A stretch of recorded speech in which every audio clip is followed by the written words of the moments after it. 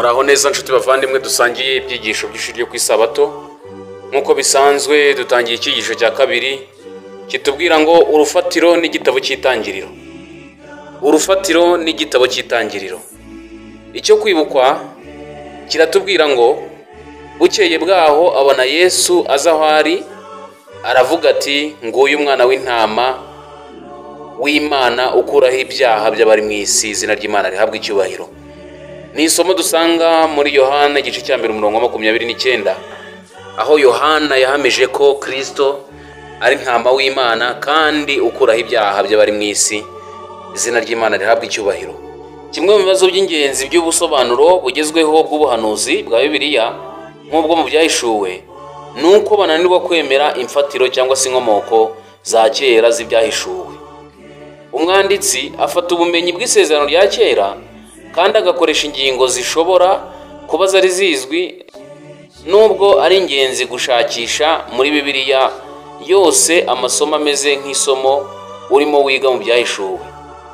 Hariho kandi n'amasomo y'ibanze agutegurira inzira ituma ubasha gusobanukirwa n'icyo gitabo kurusha uko andi masomo abivuga cyangwa se amasomo asanzwe yagufasha. Ibyo ni ukuri by'umwihariko nko mu gitabo cy'itangiriro, kuko aricyo kiduha inzira itwereka ukuntu isi yacu yaguye mu muvurungano w'icyaha.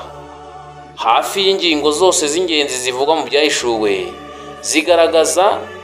zigaragara mu buryo bumwe cyangwa ubundi mu bice bibanza bya Bibiliya. Rero muri iki cyumweru tugiye kwigira hamwe zimwe mu ngingo nke z'ingenzi zigize urufatiro rw'igitabo cy'ibyahishuwe. Hari nyinshi, niyo mpamvu tuzahitamo zimwe muri zo kugira ngo twerekane ingingo z'ingenzi zerekana ko gusobanukirwa n'imfatiro za kera z'ibyahishuwe bishoboza umwigisha kubona amasomo menshi cyane aboneka mu isomo, kandi ko buri ryose rishobora kuduha inyigisho z'ingenzi zerekeranye na kamere n'imiterere ya muntu y'Imana n'iyi ntambara ibera mu isanzure, bityo ikaba inabera kandi no mu mibereho yacu. Muvandimwe inshuti yanjye, nk'uko tubibonye muri iri somo ritangira icyigisho, abantu benshi bifuza kumenya ubuhanuzi, bifuza gusobanura ubuhanuzi bwa Bibiliya ndetse n'ibyahishuwe, ariko bakananirwa gufatira ku itangiriro ngo bamenye ibintu byatangiye ryari, bizaheruka ryari.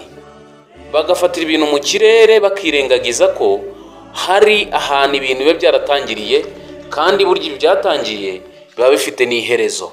Niyo mpamvu igitabo rero tugiye kwibandamo muri uyu munsi cy'itangiriro cyangwa se urufatiro n'igitabo cy'itangiriro kiratwereka ingingo nkeya zerekana ko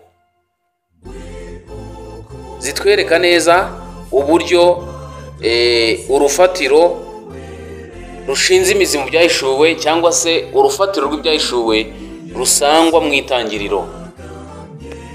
Ingingo yo kuwa mbere iratubwira ngo ihame ry'ibyabanje kuvugwa. Amasomo hafi ya yose yo mu mashuri makuru atangirana n'isomo ribanza ryo kwiga ubumenyi rusange. Akenshi rihabwa umubare w'101. Amashuri menshi yigisha ubumenyi atangirana n'isomo ribanza ryo kwiga ubumenyi rusange. Urabona ko iyo iri somo barihaye na nimero ni 101, rikaba isomo rikora ku bintu by'amahame y'ibanze azaba agize urufatiro rw'andi masomo muziga mu buryo bwimbitse, ngo mumenye byinshi. Ni muri ubwo buryo nanone iyo usoma cyangwa se wiga Bibiliya yose ugenda uvumbura ko Imana nayo yateguye isomo ribanza ritanga ubumenyi rusange dusanga mu gitabo cy'itangiriro, aho itangiza ibitekerezo bizigwa mu buryo bwimbitse uko umuntu agenda ahura n'ibisigaye byo muri Bibiliya. Bifashishije iki gitekerezo batwereka ko hari amasomo rusange abantu biga bakeneye guhabwa ubwo bumenyi rusange, iryo somo akaba ari ryo baheraho. Ariko hano umwanditsi agaragaje ko n'Imana nayo ubwayo hari uburyo yateguyemo ibintu byayo, kandi ibitegura mu buryo butaruhanije, aho isobanura ibintu ariko yaratanze umurongo w'aho ibintu bigeze gute bitangirira. Ni igitabo cy'Itangiriro kitweretse neza ko tugomba gusoma duhereye mu Itangiriro tukamenya ibintu byinshi, kandi uko tugenda dusoma niko tugenda tubona isomo risobanura irindi, isomo risobanura irindi, bityo tukazagera mu byahishuwe tutagifite ikibazo mu myumvire, tutagifite ikibazo mu gusoma, tutagifite ikibazo mu kwibaza ngo ibi ngibi bisobanura iki, kuko ibiri mu byahishuwe tuzaba twaragiye tubihererekanya, tukamenya ngo ibi biri mu byahishuwe Uwiteka Imana yabivuze ryari, yabibwiye bande, kuki yabivuze, bityo tukaba abasomyi ba Bibiliya kandi bafite icyerekezo kizima. Mu mvugo yeruye rero, ingingo cyangwa ikimenyetso kivuzwe bwa mbere muri Bibiliya, by'umwihariko ibihe ivuzwe cyangwa se kivuzwe mu bice bibanza by'Itangiriro, uzasanga ko itanga ubumenyi rusange kuri iyo ngingo. Izagufasha kandi gusobanukirwa uburyo ikoreshwa hanyuma yaho. Bwa mbere, bamwe mu bigishwa cyangwa se abanyeshuri ba Bibiliya, ubu bumenyi babwita itegeko ry'ibyabanje kuvugwa, nubwo ryakumvikana neza nk'ihame cyangwa uruhererekane aho kuba itegeko, kuko ridahora iteka ari ikintu kidahinduka, kandi hakaba hari amarengayobora menshi ku bw'iryo tegeko. Uruhererekane rumeze nk'urwigaragaza haba mu kwiga ubumenyi rusange bwa Bibiliya no mu kwiga ubuhanuzi bwa Bibiliya, rwerekana ko Imana itangira buhoro buhoro imenyesha abantu bayo amakuru uko igihe gihita, igatangirira ku ngingo cyangwa se inyigisho z'ibanze, maze igakomeza kugenda ibagurira ubumenyi ibihe byinshi uko imyaka igenda cyangwa ndetse no mu binyejana. Niyo mpamvu nshuti muvandimwe, iyo ukomeje kugenda usoma birangira ubaye umusomyi, kandi uko usoma niko Imana igenda yagura ibyo usoma ndetse ikaguhitiramo ibyiza. Imana ikomeza kugenda ikwagura uko usoma, kugenda usoma wegera imbere mu byayo. Imana nayo nk'umukozi w'umuhanga irakwagura kandi ibintu bikagenda neza. Niyo mpamvu muri Yesaya igice cya 40 ku murongo wa 7 kugeza wa 8 hari amagambo avuga ngo 7 n'umurongo wa 8, ubwatsi buraraba, uburabyo bugahunguka, kuko umwuka w'Uwiteka ubuhushye.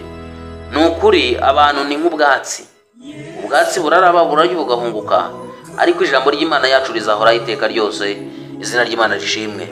Ubwatsi bwaraba kuko izuba ryabuviriye bukuma, ariko hano umuhanuzi Yesaya avuze ko we nubwo ubwatsi bwaraba ibintu byose bikuma, ariko ijambo ry'Uwiteka ryo rizahoraho ibihe byose.